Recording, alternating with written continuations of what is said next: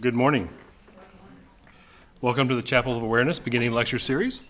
My name is Reverend Terry Hall, and I will be leading today's talk. The chapel was began in 1972 by Reverend Gene Lahr, and he had a vision of he wanted to have a place to come play with people who were like-minded.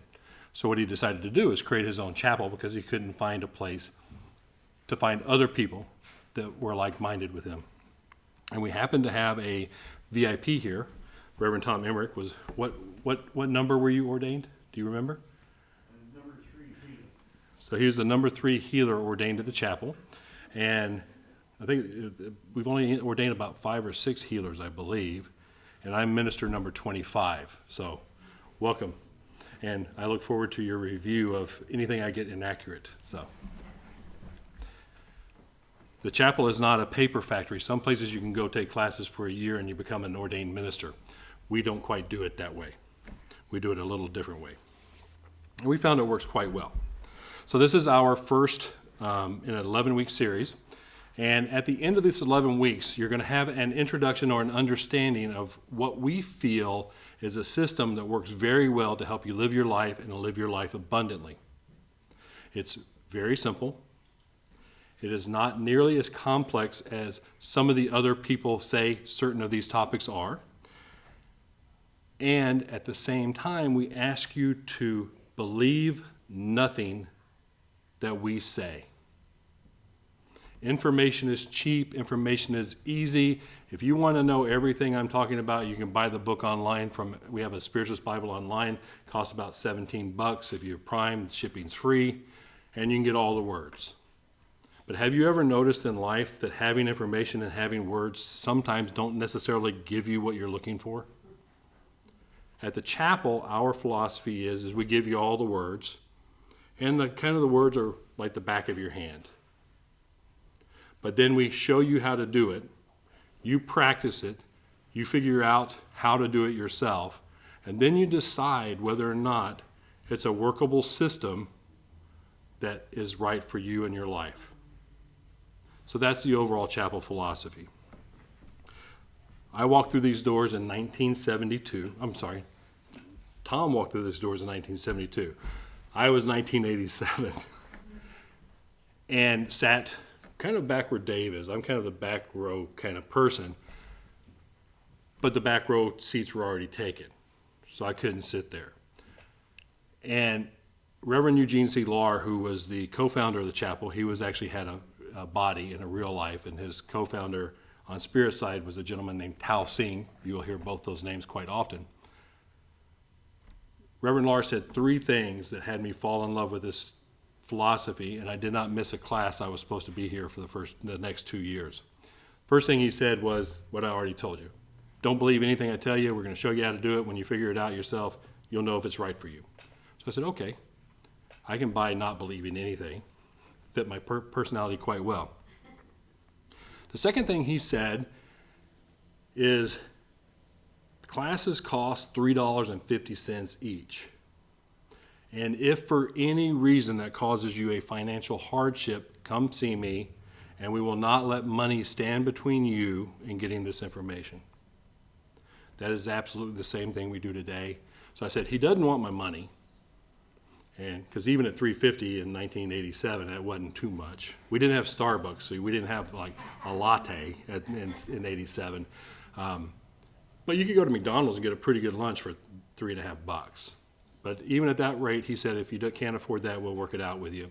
And then he said the next thing, and I was raised Southern Baptist, and Southern Baptists have some rather interesting ways of perceiving life. So that's the context for this next statement. He said, sex isn't bad. He goes, there's right sex, there's wrong sex, you know the difference. Other than that, just go have a good time and stay on the right sex side. So I said, okay, sex is good. He doesn't want my money, and I don't have to believe anything. I'll be here next week. As we developed, at that time we had a 13-week lecture series. So as we developed the course of the 13 weeks, I began to understand all of the things that I had only read about previously. And as I started to get that understanding, I started to realize how little I knew. And for my personality type, the one thing that annoys me more than anything else is someone knowing something that I don't know. So I jumped in both feet. I had the ambitions to be the ordained minister the quickest at the chapel. And if you ever want to get something screwed up, try to be the fastest or the quickest or the best. I came from the wrong point of view. It took me about 27 years to become ordained after I made my declaration and threw down the gauntlet. And I say that simply because we have a saying here at the chapel, which you will grow to love and hate in time and on time. And if you want to be enlightened, it's going to happen in time and on time. And if you want it to happen any faster, it will take longer. Because it's not unlike trying to put your finger on mercury. And if you've ever broken a thermometer and played with mercury, you just can't touch that stuff. It's called quicksilver. So the harder you try to find enlightenment, the harder you try to find stillness, the harder you try to look for spirit, the more difficult you make it. Rather, you see spirit. You allow yourself to float into stillness. Now, it is an effort, but that effort is effortless.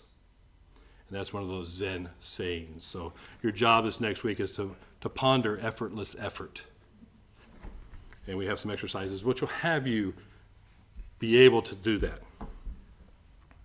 So we've been training psychics, mediums, and healers since 1972.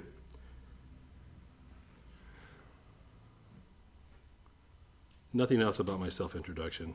Reverend Lahr, though, is an interesting man. He had a double PhD. He was going for 3 PhDs when it would give him the title of Doctor of Sciences. They did away with the Doctor of Sciences program, so he says, I don't need the third one. So he got 2, one in micropaleontology and one in astronomy. So quite a smart man.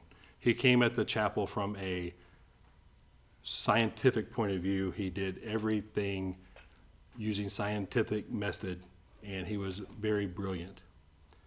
He included a lot of science and a lot of factual information in his talks. I'm an engineer. I'm not a double PhD. So what I include is a lot of anecdotal evidence. And we have the book, the Spiritualist Bible, if you want to get the scientific resources. And as I mentioned, we're putting these classes online. And then the online resources will have footnotes and references so you can go research whatever you would like to. Fair enough? Cool. Couple of things.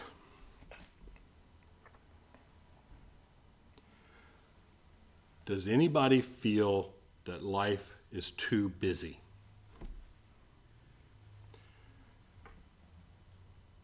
Too many devices, no place to hide, an inbox that is perpetually overloaded with more information and more stuff than you need. We have no place to really resort to stillness and peace. In my opinion, these classes and this information is needed more today than it ever has been. And as we connect with so many more people online and with social media, we're actually connecting less on a deep personal level. So what this class does is allow you to find that person within that all the great spiritual masters have told us about, get to know that person, and from a place of knowing, allow you to choose how you set up and live your life in a way that works for you. So that's the promise.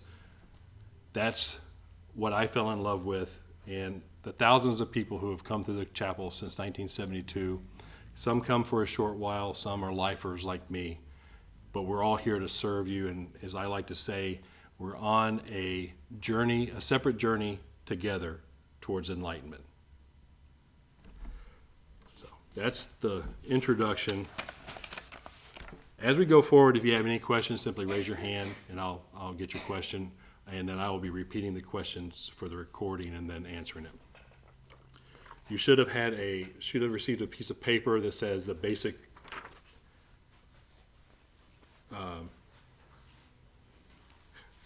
doesn't really have.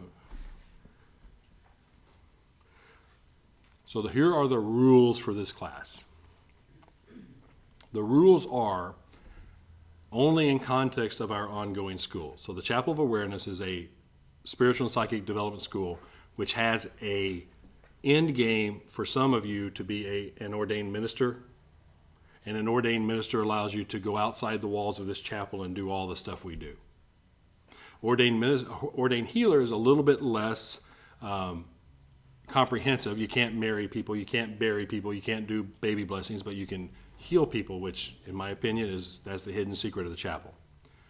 So the way to get into that part of the program is you've got to come to this class, you got to sign up in the first 3 weeks, and you can't miss more than 3 classes.